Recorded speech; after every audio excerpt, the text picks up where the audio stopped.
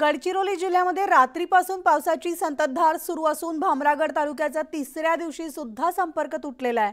100 गावं आता संपर्कहीन झालेली आहेत। गडचिरोली जिल्ह्यासह छत्तीसगडमध्ये सतत पडणारा मुसळधार पाऊस, त्यामुळे इंद्रावती नदीला पूर आलेला आहे आणि त्यातून पर्लकोटा नदीच्या पूर परिस्थितीमध्ये वाढ होतीये।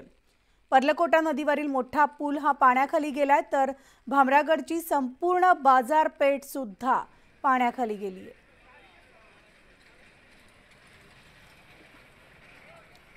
आमचे प्रतिनिधी महेश तिवारी गडचिरोलीहून आपल्या सोबत आहेत। महेश, सध्या पावसाची या ठिकाणी काय परिस्थिती आहे? तर 100 गावांचा संपर्क तुटल्याचं सुद्धा कळतंय। Manali, good morning. पाऊस सध्या सुरूच आहे। गेल्या 10 दिवसापासून गडचिरोली जिल्ह्यात आपण पाहतोय की पावसाचा सतत कहर सुरू आहे आणि त्यामुळे अनेक नद्यांना पूर आलेला आहे।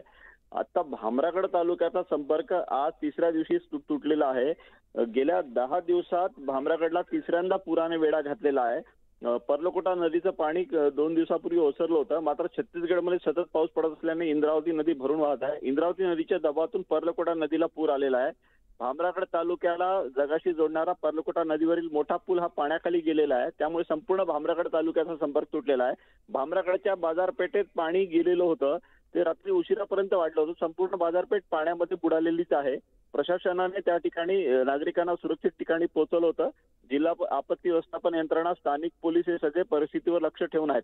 पाऊस थांबणं आवश्यक आहे। पाऊस जोपर्यंत थांबत नाही तोपर्यंत पूर ओसरण्याची शक्यता कमी दिसत आहे, कारण आज रात्रीपासूनही गडचिरोली जिल्ह्यात आणि लगतच्या सीमावर्ती भागात छत्तीसगडमध्ये मोठ्या प्रमाणात पाऊस पडत आहे। त्यामुळे ही पूर परिस्थिती आपल्याला पाहायला मिळत आहे। जिल्ह्यातले अनेक मार्ग अजूनही बंद अवस्थेत आहे। जिल्हा आपत्ती व्यवस्थापन यंत्रणेने काल दिवसभरात 93 लोकांना विविध ठिकाणी अडकलेल्यांना सुरक्षित बाहेर काढलं होतं।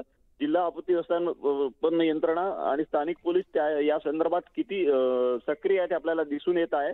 एकूणच पूर परिस्थिती सध्या नियंत्रणात असली तरी रस्ते, सगळ्यात महत्त्वाचं म्हणजे रस्ते वाहतूक अनेक ठिकाणी अतिदुर्गम भागातली बंद आहे। त्यामुळे पाऊस थांबला तरच परिस्थिती नॉर्मल मोडवर येऊ शकते।